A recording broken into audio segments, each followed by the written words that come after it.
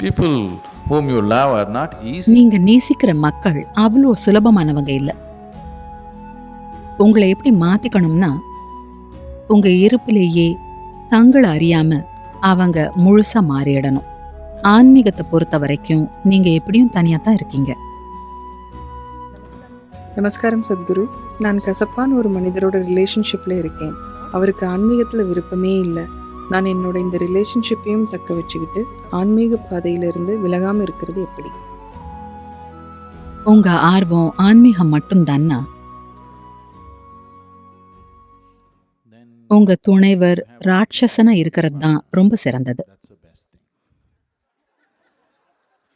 ஏன்னா உங்க துணையோ உங்க கணவரோ மனைவியோ ஆன்மீக வளர்ச்சிக்காக இல்ல, குடும்ப வாழ்க்கையும் இனிமையா இருக்கணும்னு விரும்புறீங்க. அப்போ நீங்க யாராவது ஒருத்தரை, உங்களுக்கு பிடிச்சவரை தேர்ந்தெடுக்கணும். இந்த பூமியில யாரா இருந்தாலும் அவங்கள பத்தி ஏதோ ஒண்ணு உங்களுக்கு பிடிக்காம இருக்கும், அப்படித்தானே? அதனால அந்த அம்சத்தை நீங்க உங்க ஆன்மீக வளர்ச்சிக்கு பயன்படுத்திக்கோங்க. மத்ததெல்லாம் என்ஜாய் பண்ணுங்க, சும்மா ஒரு உயிரா.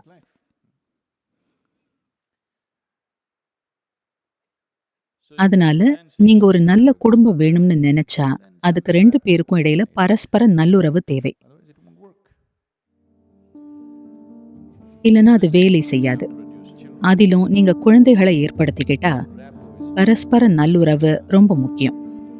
இல்லைன்னா புதுசா பிறக்கிற உயிரை நாசமாக்கிடுவீங்க.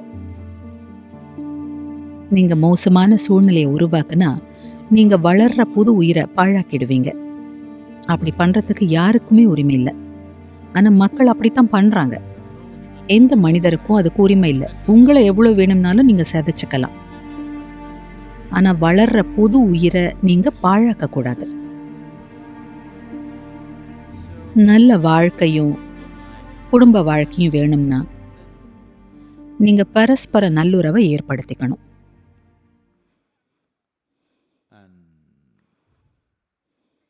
அப்படின்னா ஒரு சில பொதுவான அம்சங்களாவது இருக்கணும்.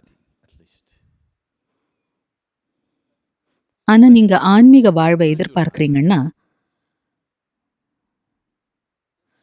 அவங்க எந்த விதமான மனிதர் அப்படிங்கிறது முக்கியம் இல்லை. எல்லாத்தையும் உங்க வளர்ச்சிக்காக நீங்க பயன்படுத்திக்கலாம். எல்லாத்தையும் உங்களுக்கு ஆன்மீகம்தான் முக்கியம்னா பயன்படுத்திக்கலாம். ஆனா உங்க கவனம் 2 பக்கமும் போச்சுன்னா, கொஞ்சம் இதுவும் வேணும் கொஞ்சம் அதுவும் வேணும்னா அப்ப கொஞ்சம் சிக்கலாயிடும்.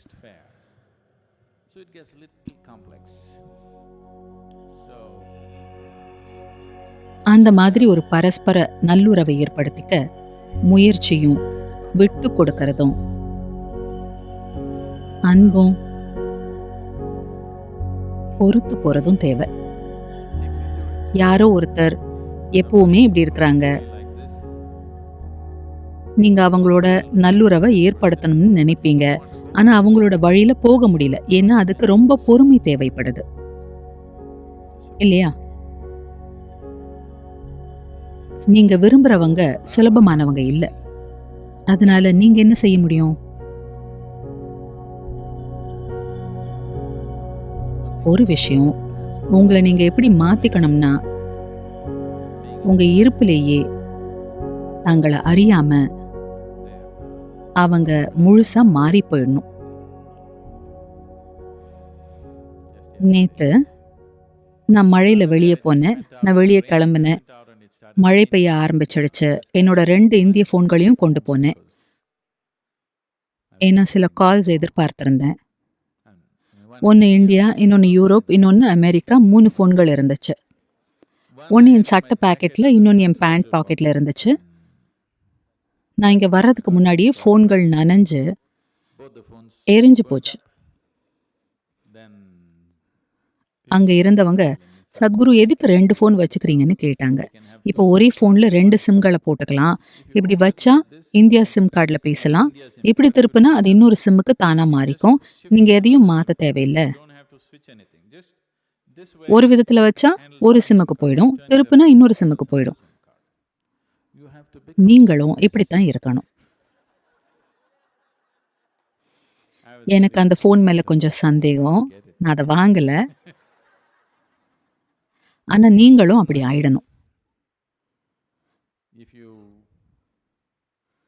உங்களை சுத்தியும் கூடவும் இருக்கிற மக்களை கூட்டிட்டு போக நீங்க விரும்புனா இப்படி ஆயிடணும். நீங்க தனியா நடக்க நினைச்சா அது ரொம்ப சுலபம். உங்க கூட கூட்டிட்டு போகணும்னா அதுக்கு நிறைய முயற்சி செய்யணும். கௌதம புத்தர்கிட்ட ஆன்மீக பாதையில தனியா போறது நல்லதா இல்ல துணையோடையா அப்படின்னு கேள்வி கேட்கப்பட்டுச்சு. அவர் என்ன மாதிரியான ஆள் இல்ல. கொஞ்சம் வறட்சியானவர். அவர் சொன்னாரு, ஒரு முட்டாளோட நடக்கிறத விட தனியா நடக்கிறதே மேலுன்னாரு. அவர் யார் கூடயும் சேர்ந்து நடக்கக்கூடாதுன்னு சொல்லல. அவர் துணை இருக்கக்கூடாதுன்னு சொல்லல. ஆனா ஒரு முட்டாளோட நடக்கிறத விட தனியா நடக்கிறதே மேலுன்னாரு. ஏன்னா அவங்க உங்களை ஆட்சி செய்ய முடியும். அவங்க உங்க சக்தியையும் நேரத்தையும் எடுத்துட முடியும். உங்களுக்கு தெரியாதே, அவங்க உங்களை விட வலிமையானவங்களா இருக்கலாம். அவங்கள உங்க வழிக்கு நீங்க கூட்டிட்டு போறதுக்கு பதிலா அவங்க உங்களை அவங்க வழிக்கு கொண்டு போகலாம். எல்லா சாத்தியமும் இருக்கு இல்லையா? நான் கௌதமர் சொன்னது நான் சொல்லல. நான் என்ன சொல்றேன்னா, நீங்க எப்படி நடக்கிறீங்கிறது பொருட்டு இல்ல. உங்க ஆன்மீகத்தை பொறுத்தவரை நீங்க எப்படினாலும் தனியா தான் இருக்கீங்க. யாருமே உங்க கூட இல்ல. உங்க உடல் சம்பந்தமான பொருள் நிலையிலான விஷயங்களை தான் மத்தவங்க கூட உங்களால பகிர்ந்துக்க முடியும். நீங்க தனியா வர்றீங்க, தனியா தான் போறீங்க இல்லையா? உங்களுக்கு இரட்டை சகோதரரோ சகோதரியோ இருந்தா கூட நீங்க தனியா வர்றீங்க, தனியா தான் போறீங்க இல்லையா? அதனால உயிர்னு வரும்போது எப்படினாலும் நீங்க தனியா தான் நடக்கிறீங்க. அதனால அதையும் இதையும் கலக்க வேண்டாம். அந்த அம்சத்தை நீங்க சிறப்பா கையாளுங்க. பொருள் நிலை சம்பந்தப்பட்டதை உங்க திறமைக்கு ஏத்த மாதிரி உங்களால முடிஞ்ச அளவுக்கு செய்யுங்க. அவங்க உங்க வழிக்கு வந்தா சிறப்பு. அவங்க வரலன்னா பரவாயில்ல. அதுக்காக அவங்க மேல எரிச்சல் அடைய வேண்டாம். என்ன, நீங்க அவங்க வழிக்கு போக தேவையில்லை.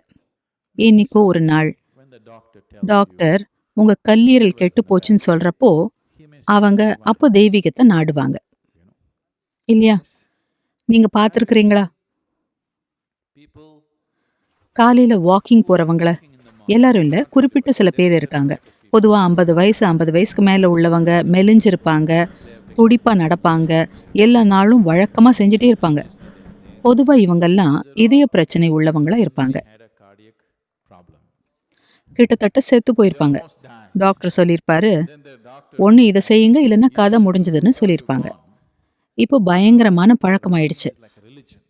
ஞாயிற்றுக்கிழமை மட்டும் இல்ல, எல்லா நாளும் காலையில. அப்படிப்பட்ட ஆட்களை பார்த்துருக்கிறீங்களா? திடீர்னு மாறிடுவாங்க, சரியா சாப்பிடுவாங்க, எல்லாத்தையும் சரியா செய்வாங்க. ஏன்னா அவங்களுக்கு வாழ்க்கை மரணம் பத்தி பயம் வந்துடுச்சு. அதனால வெவ்வேறு விதமான மக்களுக்கு வெவ்வேறு விதமான உந்துதல் தேவைப்படுது. நீங்க கூறு உணர்வோட இருந்தா பாத்தே கத்துப்பீங்க. கூறு உணர்வோட இல்லைன்னா அடிபட்டு தெரிஞ்சுப்பீங்க. வாழ்க்கை உங்களை நொறுக்கி போடும். பொருள்நிலை சம்பந்தப்பட்ட உங்க வாழ்க்கை எப்போதும் 100% சரியா இருக்காது, எப்பவுமே இருக்காது இல்லையா? ஏதாவது குடும்பம் ரொம்ப சரியான குடும்பமா இருக்கா? ஏதாவது உறவு ரொம்ப சரியான உறவா இருக்கா? ஏதாவது தொழில் ரொம்ப சரியான தொழிலா இருக்கா? ஏதாவது வேலை ரொம்ப சரியான வேலையா இருந்திருக்கா? அப்படி எதுவுமே கிடையாது. அதை தேடாதீங்க. அதெல்லாம் தேடிட்டு இருந்தீங்கன்னா உங்க வாழ்க்கை வீணாயிடும். கற்பனையிலேயே ஓட்ட வேண்டியதுதான். அதெல்லாம் உங்களால எவ்வளோ கையாள முடியுமோ அவ்வளோதான் நடக்கும். அவ்வளோதான். அதனால உங்க ஆன்மீக வாழ்க்கைய 100% நீங்க சரியா கையாளணும்.